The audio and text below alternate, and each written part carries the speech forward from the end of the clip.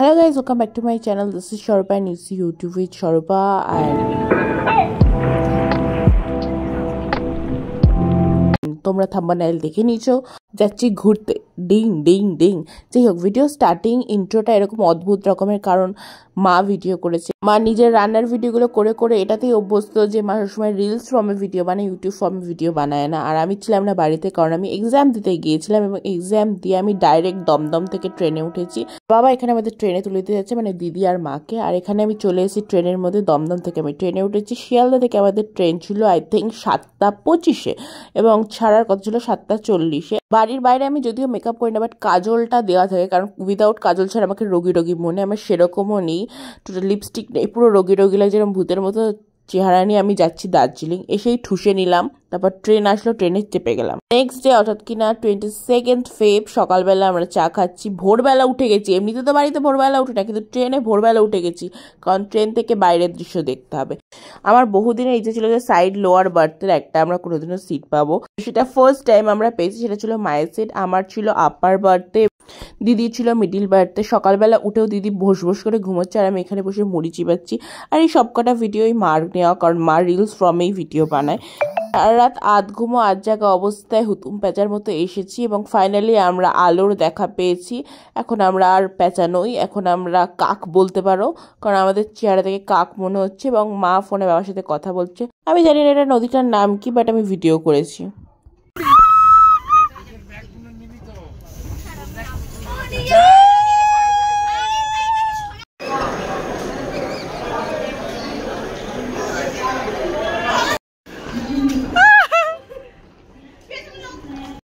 আমি চালাইনি ভিডিওটা, এরকম করে ধরে এরকম করে ধরে কাকাকে। আরে সাইড সাইড সাইড, ওরে বাবা রে,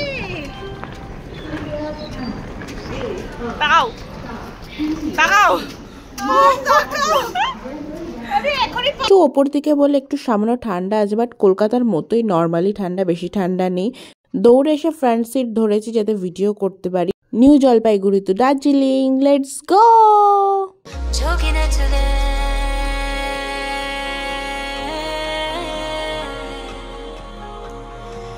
रंग रच दे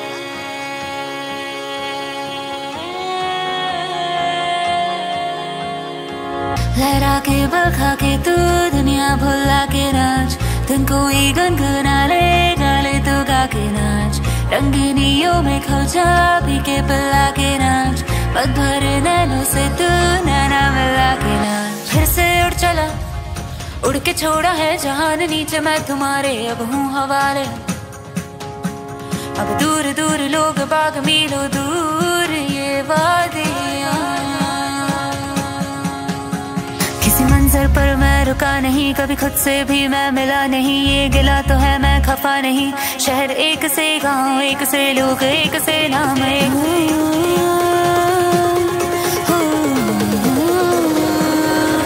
मैं छोड़ा ये घर बार मेरा ओ मखना वे मखना, अब तू ही है संसार मेरा ओ मखना वे मखना। ये पागल सा है प्यार मेरा ओ मखना वे मखना, मैं छोड़ा ये घर बार मेरा ओ मखना।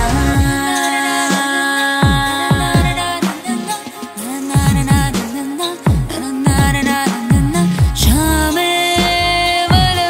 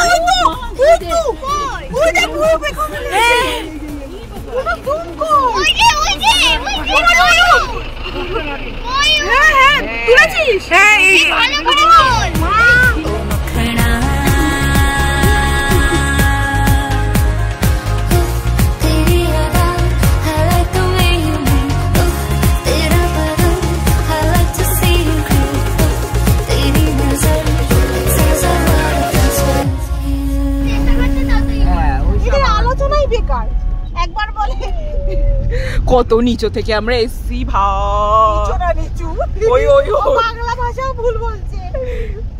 আমি এখন নেপালি বলবো। নেপালি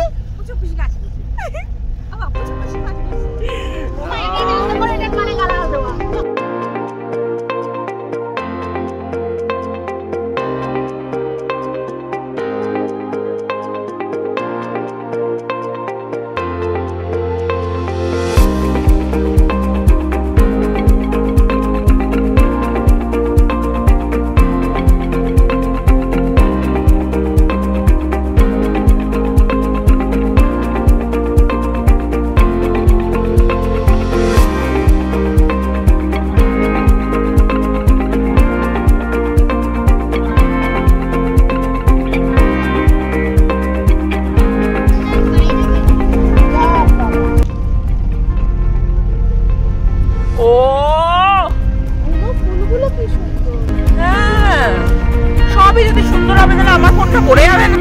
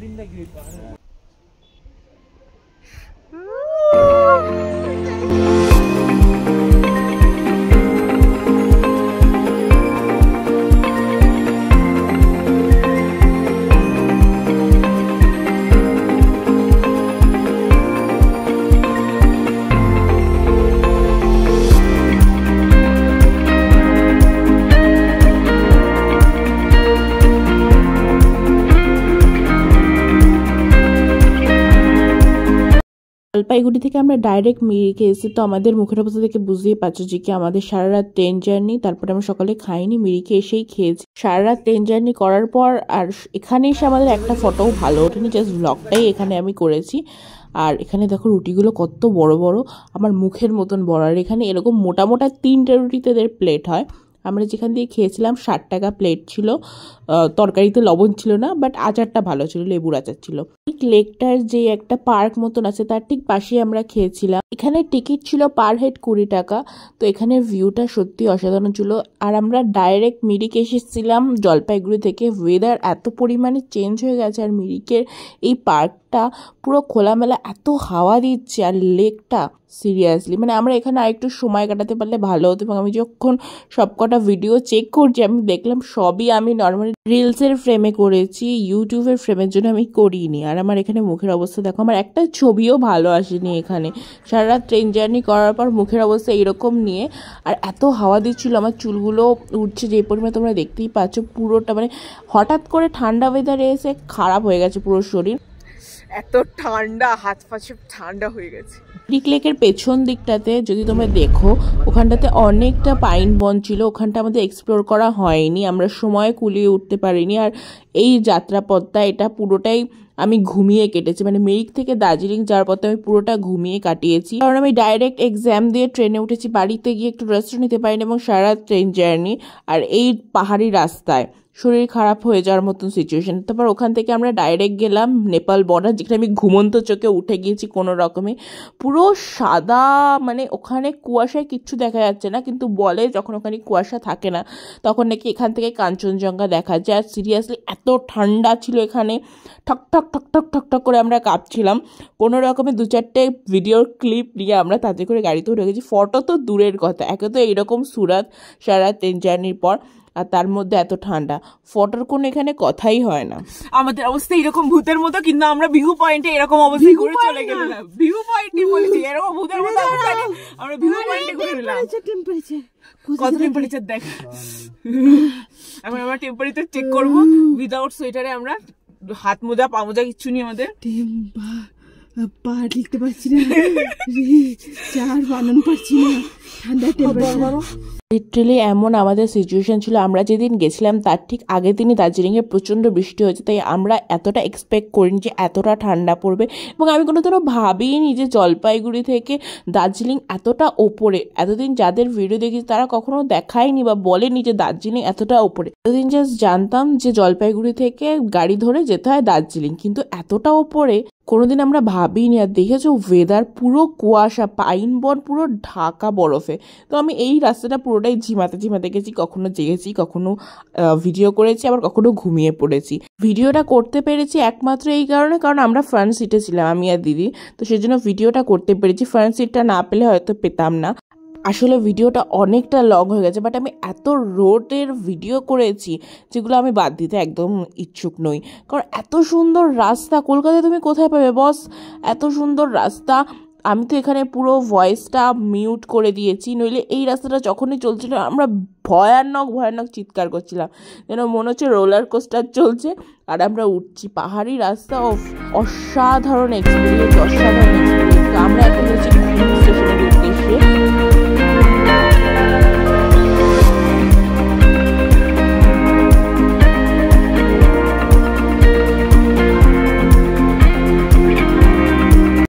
আমাদের ব্যাগরা চলে যাচ্ছে, তার পেছন পেছনে আমরাও ফাইনালি নেমেছি, এন্ড ফাইনালি আমরা রুমে যাচ্ছি।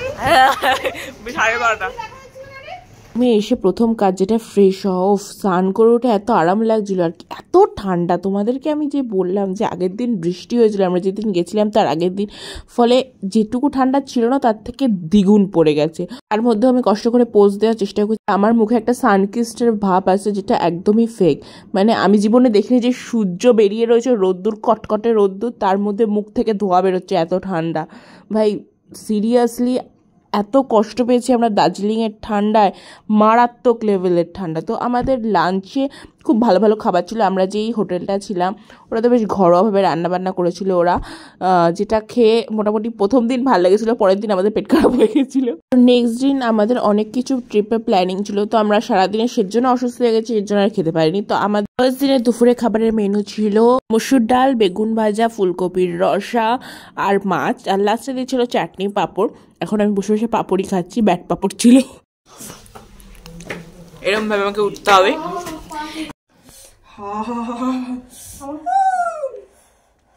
কেন এত ঠান্ডা পড়েছে বলো গো বন্ধু। আমাদের হেয়ার ড্রায়ারটা ছোট, কিন্তু ভাগ্যিস ওটা নিয়ে গেছিলাম, সেটার দৌলতেই আমরা বেঁচেছিলাম। ওটাকে আমরা কম্বলের তলায় দিয়ে শুয়েছিলাম। তো খানিকক্ষণ আমরা একটুখানি ঘুমিয়ে নিলাম, কারণ সারাদিন ট্রেন জার্নি ছিল। দেন 5টার সময় আমাদেরকে কফি দিল। ভেজিটেবল। তো চাটাকে আমরা রেডি হয়ে নিলাম, কারণ আজকে আমাদের আরেকটা প্ল্যান আছে, যেটা হচ্ছে দার্জিলিং মেলে যাওয়া। তো চলো রেডি হই, তারপর তোমাদের সাথে কথা হচ্ছে। টাটা। এত আমার সাজুগুজু তো সব ঢেকেই গেল।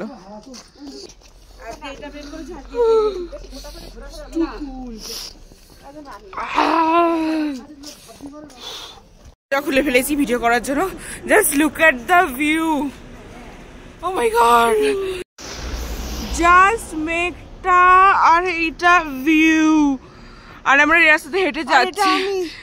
আমাদের অবস্থা খুবই শোচনীয়। এই বলে জীবনের ঝুঁকি নিয়ে কাজ করা, এক হাতে দিয়ে মোজা পড়েছি, এক হাতে কাজ করছি। বাবা জোরবে ঠান্ডা, কাছের অবস্থা দেখ, কাছে পুরো ও এখানে কি ঠান্ডা। কে বলেছিল দার্জিলিং আসতে? তাও ফেব্রুয়ারি লাস্টে আমরা ভাবতেই পারি যে এত ঠান্ডা পড়বে। আর আজ পর্যন্ত আমরা জানতামই না দার্জিলিং নিউ জলপাইগুড়ি থেকে এতটা ওপরে। অন্ধকার তখনও প্রপার হয়নি, সেজন্য আলোগুলো তখনও অত সুন্দর লাগছিল না, বাট আস্তে আস্তে যখন অন্ধকার হয়ে গেছে আলোগুলো এত সুন্দর লাগছিল। অ্যাকচুয়ালি মেলের সৌন্দর্যই হচ্ছে আলো। আর এখানে আমি নিজেকে ভিডিও করার চেষ্টা করছি, কারণ যতই হোক আমি সাজুগুজু করেছি ওই ঠান্ডার মধ্যে বিছানার কম্বল ছেড়ে উঠে, তো একটুখানি তো নিজেকে একটুখানি দেখাটা ইম্পর্টেন্ট না। সত্যি কথা বলতে মেলে এত অদ্ভুত সুন্দর সুন্দর জিনিস পাওয়া যায় যেগুলো দেখে কিনতে ইচ্ছা করবে, কিন্তু জিনিসপত্রের যে মারাত্মক লেভেলের দাম তা দেখে তোমাদের আবার কান্না পাবে। তো আমরা এখানে জাস্ট কিনেছিলাম চা, কারণ দার্জিলিং এ চা না কিনলে কি করে। আমরা যে দোকানটা থেকে চা কিনেছিলাম ওটার নাম ছিল গোল্ডেন টিপস, আর ওটার অ্যাম্বিয়েন্সটা অসাধারণ ছিল। এই তো দোকানটা থেকে আমরা এই চাটা কিনেছি আমাদের বাবার জন্য স্পেশালি ভ্যালেন্টাইন্স ডে স্পেশাল, যেটা মা গিফট করবে। মা গিফট করবে। হ্যাপি ভ্যালুলুলু ডে। হ্যালুলুলু ডে। তারপর ওর পাশে একটা ক্যান্ডির দোকান ছিল যেটা আমরা বেরিয়ে যাওয়ার পরে আবার ফেরত এসেছি। বাট এখানে একটা ললিপপের দাম, ওই যে ললিপপ তোমরা দেখলে, ওই ললিপপের দাম 100 টাকা করে পিস। ভাই দেখতে তো পুরো একবারে বিদেশের ক্যান্ডি শপগুলোর মতো দেখতে, দেখেই ছটাং ঢুকে পড়েছি। বাট দাম শুনে ওরে বাবা দরকার নেই কেনার। তারপর ওখানে পরপর দুটো মিনিসো হল ছিল, একটার নাম হোমসো ছিল আর একটা মিনিসো ছিল, যেখানে স্বাভাবিকভাবে জিনিসপত্রের দাম বিরাট রকমের হয় আর দেখতে জিনিসপত্র খুবই কিউট হয়। আমি জাস্ট দেখেছি, আমরা কিছু কিনিনি, কারণ এখান থেকে বই নিয়ে যাওয়ার কোনো মানেই হয় না। কারণ কলকাতায় সেক্টর 5-এ একটা আছে মিনিসো হল, সেটাতে আমরা যাবো। আমরা অনেকদিন আগে প্ল্যান করেছি বাট এখনো যাওয়া হয়ে ওঠেনি। তো আমরা দার্জিলিংটাতে ঘুরে এসেছি এক চক্কর, দেন আমরা হয়তো কোনোদিন কলকাতার মিনিসো হলটাও যাবো না। আমাদের বাড়ির বাগানে একটা টাকার গাছ হবে, তখন আমরা যাব। যাই হোক, আমি বক বক কম করি, তোমরা তখন মিনিসো হলটা দেখি।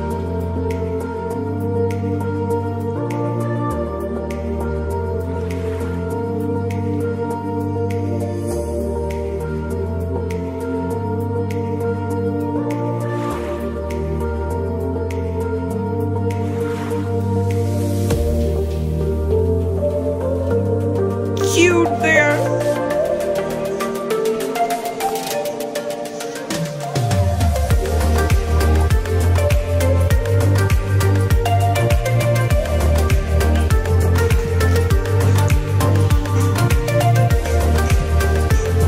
দেখেছিস ভাই আই মাস্ক?